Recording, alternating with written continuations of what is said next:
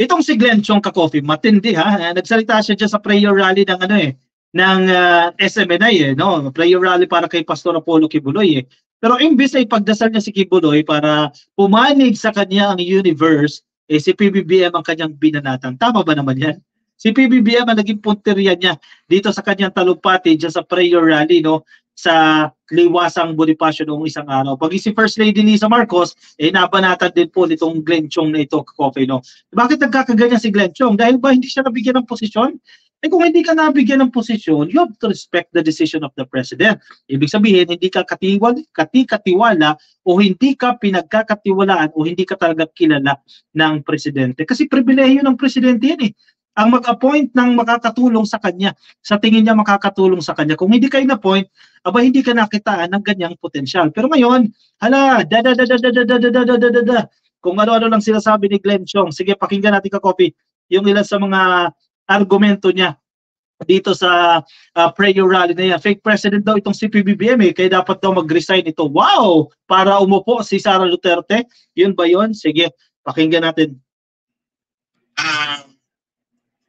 Cassandra, ladies and gentlemen, I beg to disagree sa sinabi po niya na si Marcos ang Pangulo ng Pilipinas.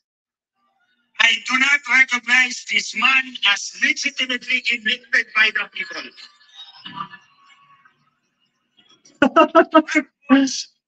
Ano sinasabi niya dito? I do not recognize this man as elected by the Filipino people.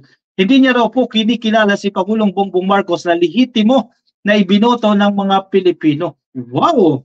Saan ang gagaling yan? Fake president daw po itong si Pangulong Bongbong Marcos at dapat daw po mag-resign coming from a Glenn Chong. Ay, Marlica. Ibigyan niya to Ang lakas ng loob grabe kikilabutan ka sa statement na ito. Saan mamuhugot ng lakas ng loob itong si Glenn Chong? Pero ang tanong, papatulan ba siya ni PBBM? Papatulan siya ni First Lady? Definitely hindi. Dahil wala namang bearing itong si Glenn Chong para kay Pangulong Bongbong Marcos at sa kampo nila First Lady.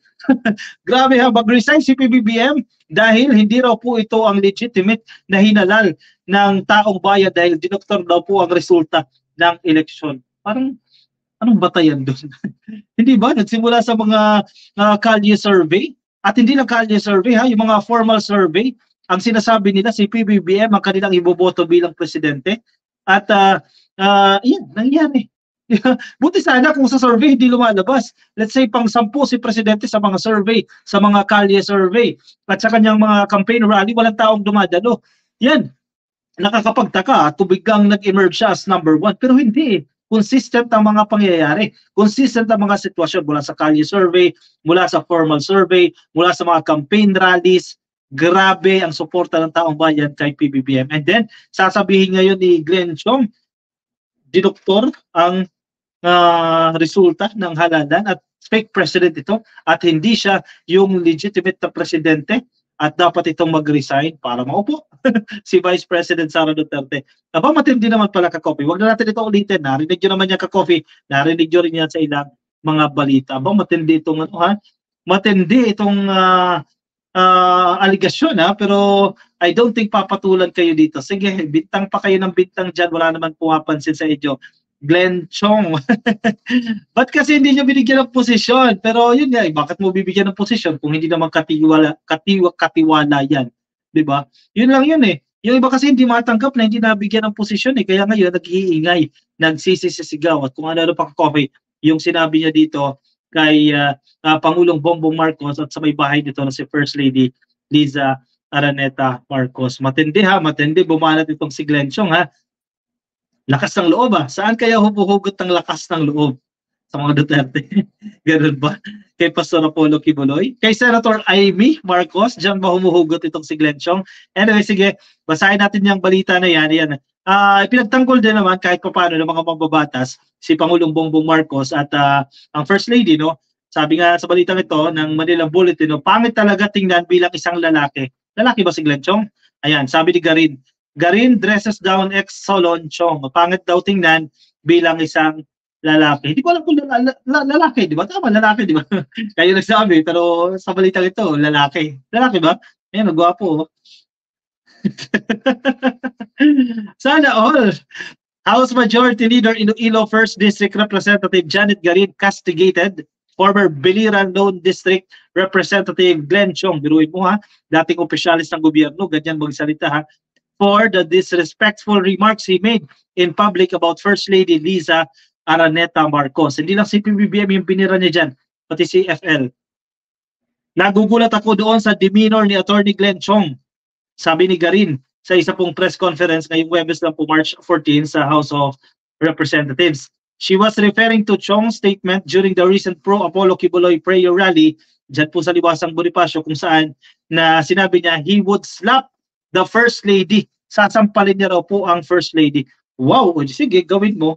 E tingnan natin kung anong abutin mo sa PSG once na sinampal mo itong si First Lady Liza Marcos. Lakas ha?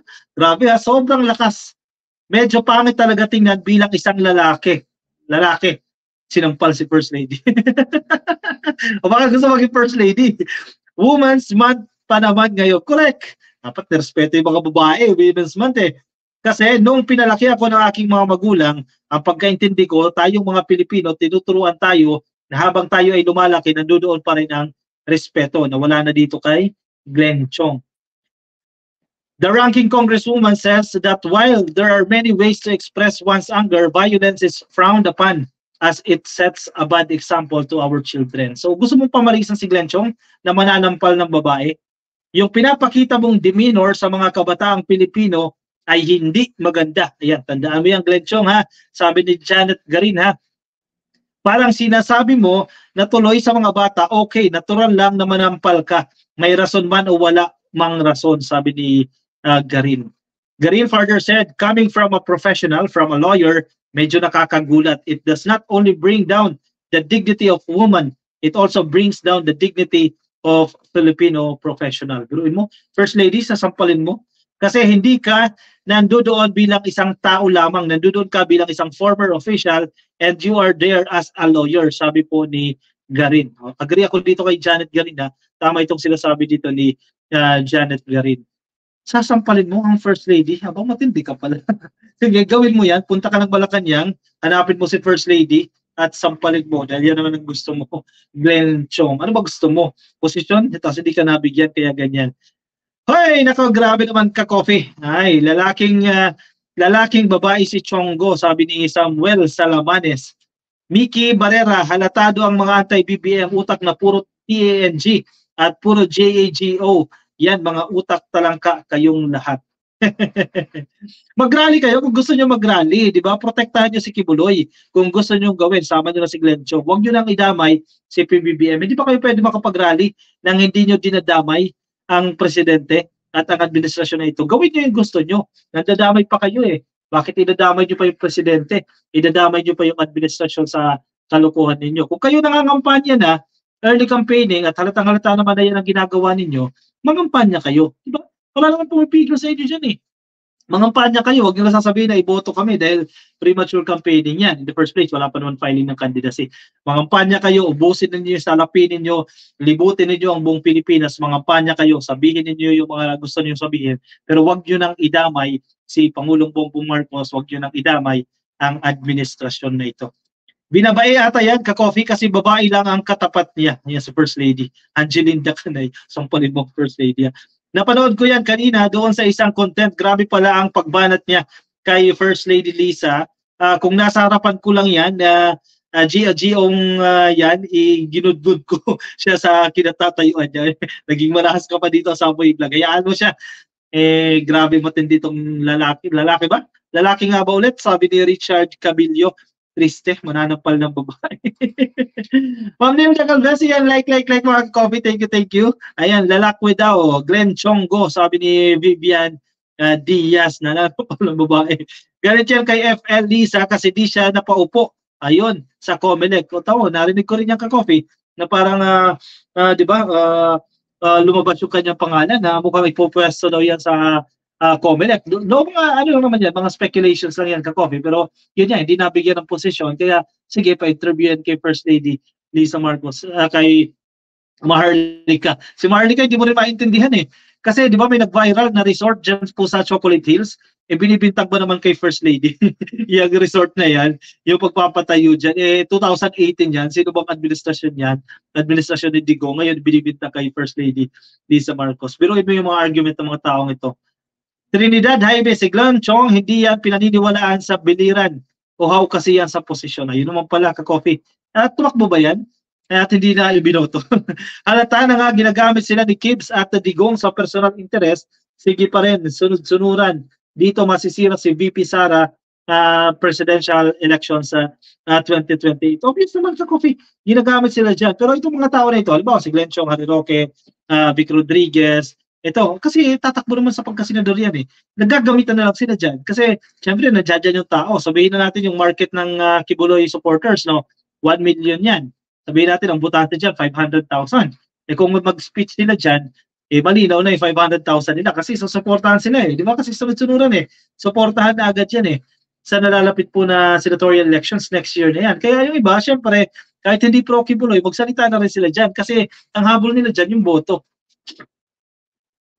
Kaya nyo sa nasa gobyerno, dapat magsilayas kayo dito, mga visit kapal na mga mukha nyo. Halatado kayo, puro kayo makasarili, sabi ni Mickey Barrera. Exactly. Ang problema kasi dyan, gusto nila sila yung magmando. Diba? Gusto nila kontrolin. Gusto nila hawakan sa liig si PBBM. Sila yung magdikta. Ito, i-appoint mo to sa ganyan. Ito, tanggalin mo siya dito. Ito, dapat siya ganyan. Ito, dapat gawin mo. Ito, dapat ang foreign policy mo. Etc. Etc. Yan ang gusto nilang gawin kay PBBM eh. Hindi sila makaporma. Siyempre, ikaw si First Lady Lisa Marcos, asawa mo yan. Siyempre, gusto mo yung best capability o yung best, yung maximum resource na pwedeng ma-achieve ng asawa mo, ma-achieve yan. Maabot niya yan. Kasi presidente siya, highest position of the land. Siyempre, asawa yan eh. Tapos sasabihin nila, nangingialam, itong si First Lady Lisa Marcos. Siyempre, asawa yan. Bago matulog yan, nag-uusap yan. Pagising, nag-uusap yan. At factor din ang asawa no, sa pagdidesisyon. So, hindi mo pwede sabihin na totally, wag mangingialam itong si First Lady Lisa Marcos. Nag-uusap din yan. Pero, ang final decision dyan, si Presidente pa rin. At ayaw nila na si PBBM ang magde-decide. Kasi meron na silang in mind. Gusto nila ito ang gawin. O, sinong diktador dyan? Hindi kayo din. Sabi ni Sir Mike Abe, 30K lang, baka daw wala pa ang member ng mga yan. Pero ang claims nila, 1 million daw coffee. Pero I don't believe din. Hindi na ako naniniwala dyan sa 1 million na yan. Pwede 30, no? Hindi pa naman lahat butante yan eh. Mga Duterte ha, mga hudas na sabi ni Samuel Salamanes. Mabuti pa si Manny Pacquiao at Isko Moreno eh. Mas professional pa sila. At tinan mo itong mga to. Ayan, tumigil na kasi hindi sila nanalo eh. Diba? Hindi sila nanalo, tumigil na sila. Hinayaan na si PBBM eh. Binoto ng 31 million Filipinas yan eh. Hayaan nyo. Kung gusto nyo, nag-aspire kayo sa pagka-presidente, di tumakbo kayo sa 2028. Diba? Magkaalaman dyan kung sino ang mananalo dyan. Nako, nasisira dyan si Sara Duterte sa ginagawa ni Digong. Exactly. Ana Yago. At ang resulta niyan, ang validation niyan, yung mangyayari sa 2028 elections. Diyan magkakaalaman yan, ka-coffee. Kung naging effective ba sila o naging favorable ba itong mga ginagawa nila sa kampo ni Vice President. Lawyer si First Lady, mas may tiwala naman si PBBM dahil asawa niya, mga inggit na mga maninira. Correct. Versus Glenn Chong, syempre paniniwala ni PBBM si First Lady kesa dito kay Glenn Chong. Sino ba si Glenn Chong? Diba? Ano ba siya sa buhay ni PBBM? Bakit siya ang paniniwalaan? Bakit siya gusto niya magdikta siya dyan? Florentino Ramos, good evening ka-coffee, watching from Hong Kong. Hello po sa inyo. Naniniwala kayo sa mga kampo ni Dutay, puro BO at TNG, sabi ni Jomar Fernandez. Attorney, gusto bigyan kita. Tumira kayo ng, bastos ito ha, Michael Samos ha, off yan sa atin ha. Pero hindi ko na lang basahin yan. Mickey Barrera, noon pa wala gusto nila humawak ng kapangyarihan sa gobyerno. Dapat pala, kumandidate kayo. Kung may kagado, may bumoto naman kaya sa mga makasarili. Ayun yun, ka-coffee. Diba? Kung gusto nyo mag-lead, gusto nyo kontrolin ang gobyerno, takbo kayo. Then pag iboto kayo ng taong bayan, hindi kayo manalo, kayo magdesisyon. Pero hindi eh. Binoto si PBBM, you have to respect yung desisyon ng taong bayan na yan, di ba? Kaya siya ibinoto dyan. Laki bayan kay Glenn Chong, Edwin Di Bakulangan. Di natin alam kung magkanong bayaran dyan ka-coffee. No?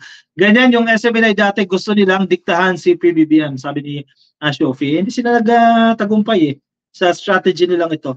Anyway, sige, comment kayo dyan sa comment box, no? Para mabasa ng mga ka-copy natin yan. Kung nasa Facebook po kayo, di pa kayo naka-follow sa ating Facebook page, pasuyin na lang po, click lang po ng follow or like sa Facebook At kung nasa YouTube po kayo ka-coffee, yan, follow or like YouTube, click nyo lang po yung subscribe na dyan sa baba, no? At click nyo lang po yung video natin, like, para dumami pa po tayo ngayong araw po ng Webes ng gabi. Kuha na ng kape, yung mga wala pang kape dyan ka-coffee, at let us move on ka-coffee sa ating next topic.